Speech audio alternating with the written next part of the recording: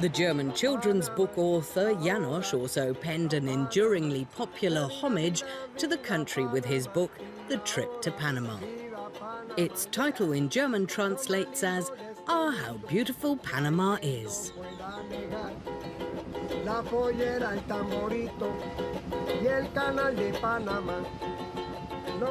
We're going on a journey to discover for ourselves just how beautiful Panama really is. Our main focus, the Panamanian Railway. It's quite a bit older than the better-known Panama Canal that it has run alongside for more than a century.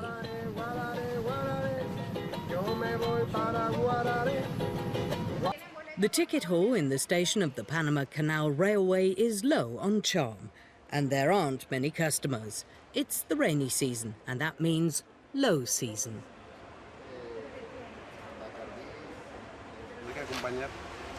A total of 10 diesel-electric locomotives haul the passenger trains. They're named after stations along the route. Their numbers derive from the early years of the railway in Panama. Our train's ready. It has a locomotive at both ends. This push-pull system means the staff don't have to do any shunting at the final stops. By students trying to top up their income, a small but welcome breakfast. At 7:15 on the dot, the only passenger train of the day departs Panama City for Colón. The 77-kilometre trip takes around an hour and only runs weekdays. Undeterred by the early hour, passengers from many countries have come along for the ride. The excursion is one of numerous tourist attractions in Panama. The public transport system is largely serviced by buses. These often wildly painted vehicles are known as Diablos Rojos, Red Devils. A metro opened in Panama City in April 2014. The city's very proud of it. It's Central America's only underground railway.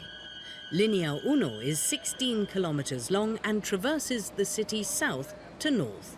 A second line is under construction and a third one is in planning.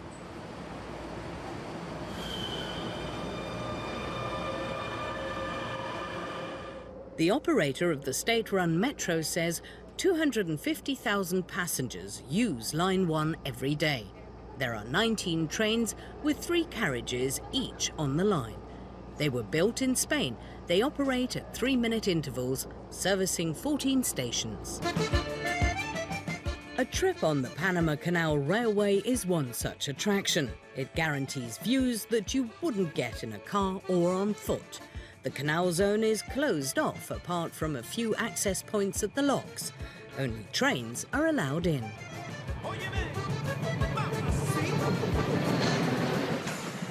One of the carriages of the train is reserved for employees of the Colón Free Trade Zone. They use it to go to work.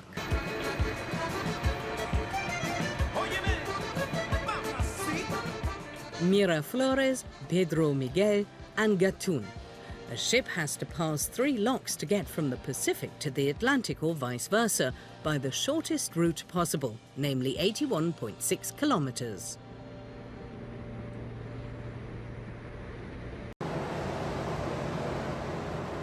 Once we do the lockage, he'll do it by himself and the locomotives. Once he goes by himself, then we go in the Miraflores Lake.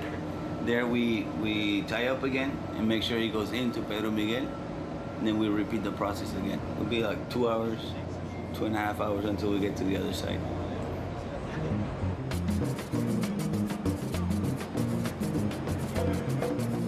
Raising and lowering the water level in a lock chamber takes around 10 minutes. Around 400,000 litres of water are moved.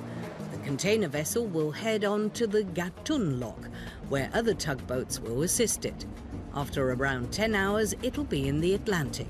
Edgar's shift is over for today. The Japanese mules, the electric locomotives that run on the lock walls, work incredibly hard. They pull the huge ships through the locks, more than 30 of them per day. The locomotives are equipped with 2 motors of 260 horsepower each, as well as a rack rail system made in Switzerland. The cog wheels grip a central rack, which gives them support. Yet another rail supplies the mules with electricity. They're named after the pack animals that traditionally carried goods on the Panama Canal route.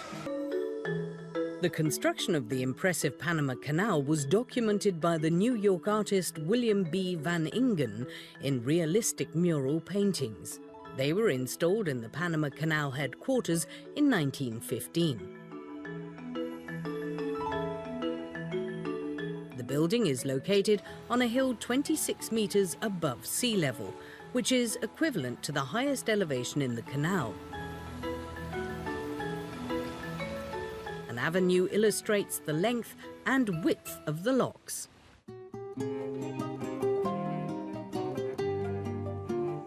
One of the exhibitions in the Panama Canal Museum displays objects from the everyday lives of Panamanians.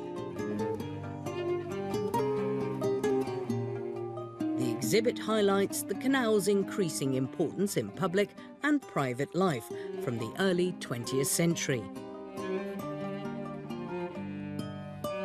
Many developments in Panama are associated with the isthmus, but there's of course more to the country than the canal. The museum seeks to answer questions on the identity of Panamanians. The railway was in the red. Nationalising it in 1977 made no difference either. The railway line, once celebrated as the first interoceanic connection on the isthmus, decayed for decades. It was rescued by a private company that has been operating the service since the year 2000 on new tracks through the canal zone. Our guide, Gilberto, is a member of the Cuna, an indigenous tribe who live on the San Blas Islands off the coast of Panama. The train used to be cheaper, he remembers, Panama in 1999.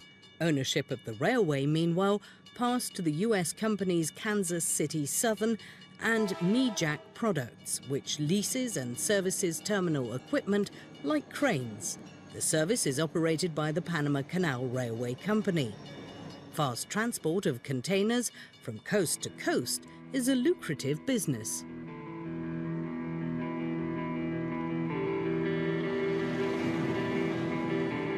Balboa is the third largest port in the whole of Latin America. It's situated at the Pacific entrance to the canal. The terminal never sleeps.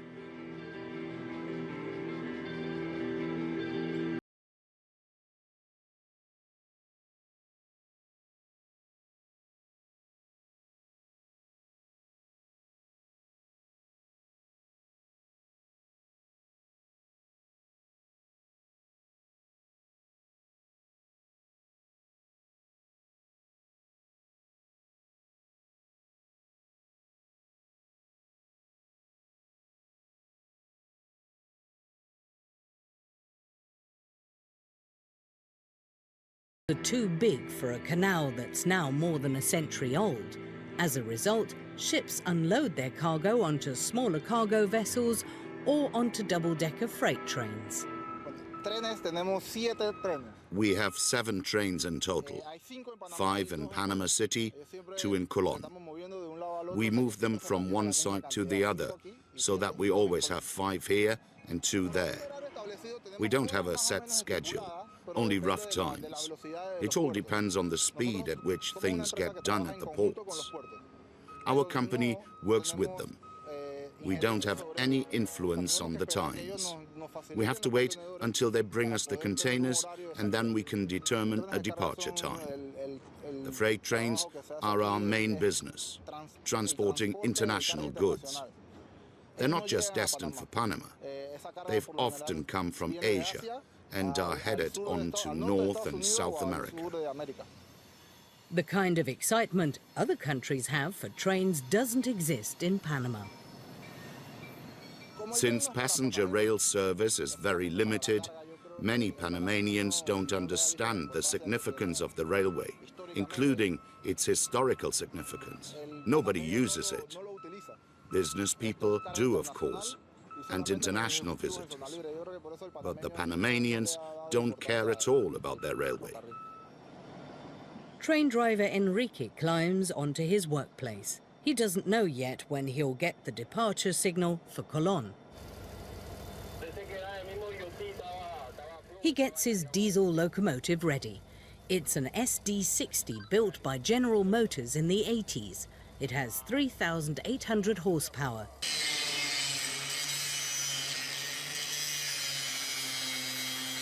The locomotives, which have to pull up to 4,500 tons several times a day, are maintained in the company's own repair shop.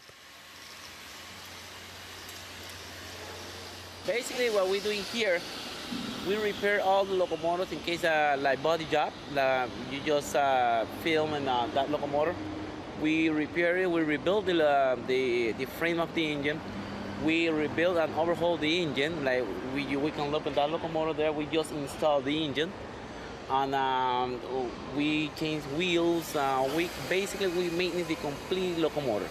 We rebuild it from old to get it new.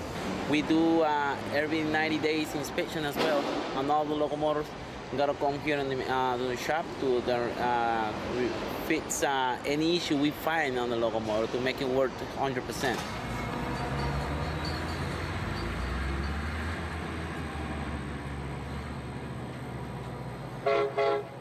An interesting sight on the railway line is the Gamboa Bridge over the Chagres River. No other spot sees a closer convergence of the canal, road and rail tracks. From here, the canal runs through Lake Gatun, the artificially flooded region that spans some 420 square kilometres. The water for the lake comes from the dammed river. Next to it is the Soberania National Park with its impenetrable rainforest. The Gamboa Rainforest Resort runs guided tours into the area, for example on a so-called aerial tram that runs above the canopy of trees at a height of 85 metres.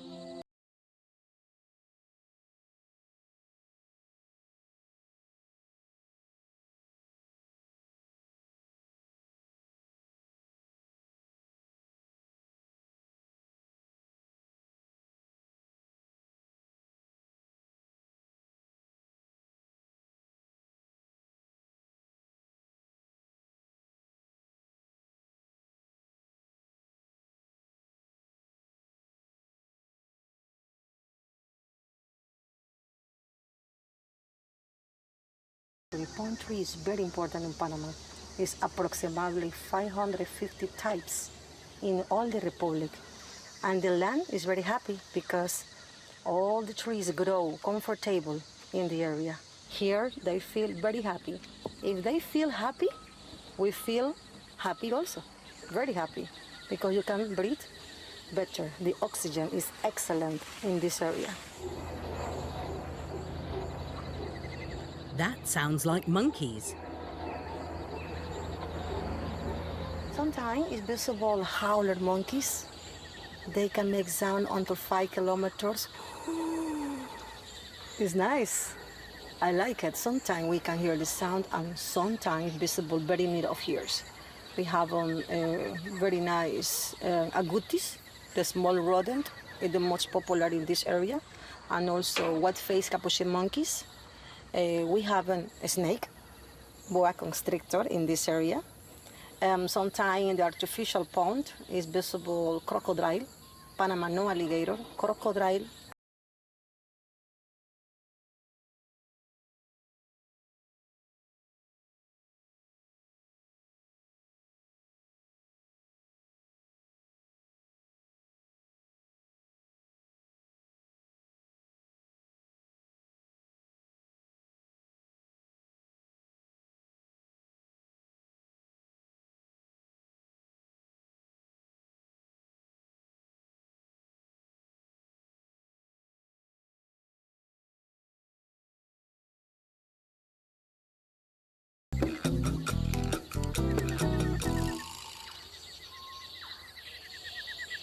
Very nice yellow eyes. Ooh. They grow 2.5 meters. Not toxic, but they can produce allergic, depends of the people.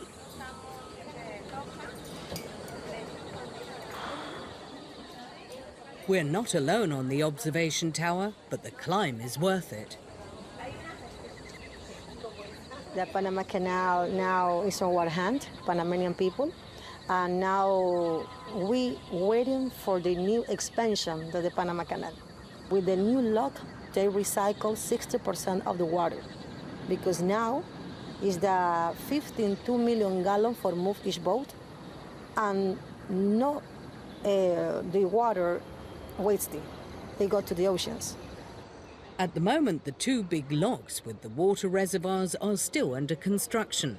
Yasmin has no trouble explaining the canal system. The level, for example, of the ocean is like your shoulders. It's the same level of the Pacific and Caribbean. And you can go here to artificial area. Is the Miraflores Lake, Pedro Miguel. We stay now here, artificial Gatun Lake. After 40 kilometers more is Gatun Lake and Caribbean size. Lake Gatun is 26 meters above sea level and connects the Pacific and the Caribbean. In the locks, the ships are raised to this level or lowered again. The railway line runs over a dam away from the canal.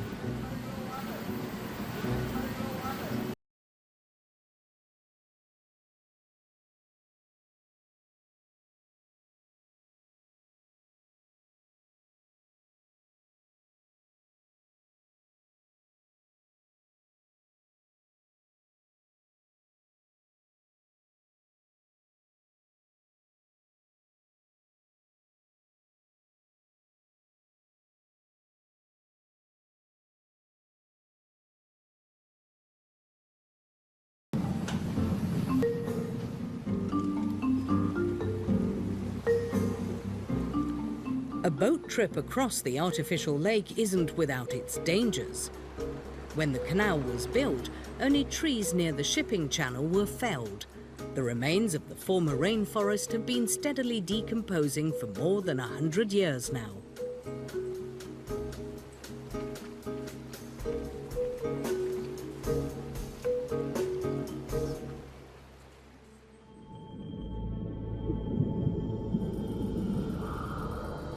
Entire trains were abandoned and submerged when the canal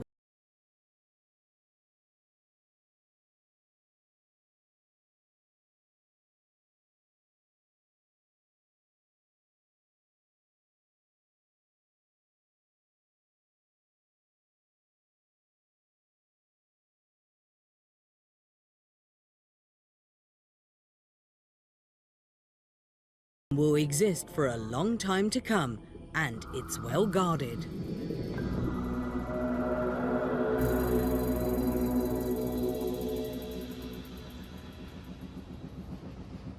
Escluesas Gatun, the lock on the Atlantic entrance to the canal. Ships have been sailing into the harbour of Puerto de Cristobal for more than 150 years now. It's one of the oldest in Panama. The tourist train journey ends in a completely unspectacular station in the port of Colón. A fleet of taxi drivers are standing by to pick up the passengers. Visitors can now take a day-long visit to historic towns such as Portobello on the Caribbean coast. The train will stay here for 9 hours. Its locomotive is only used for passenger services.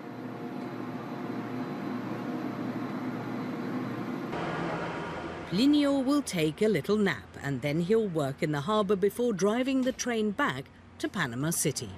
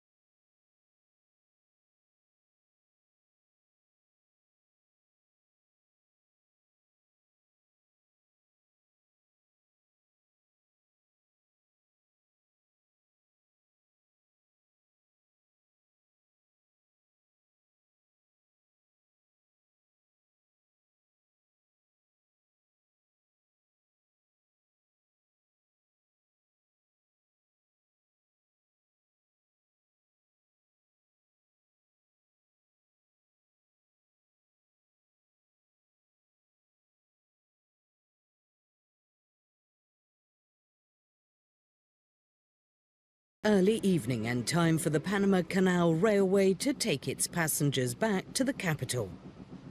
What did the Tourism Ministry say to us in the beginning? Sure, the canal is our main attraction, but we have many other beautiful things to offer. That's exactly what we learned on our trip too.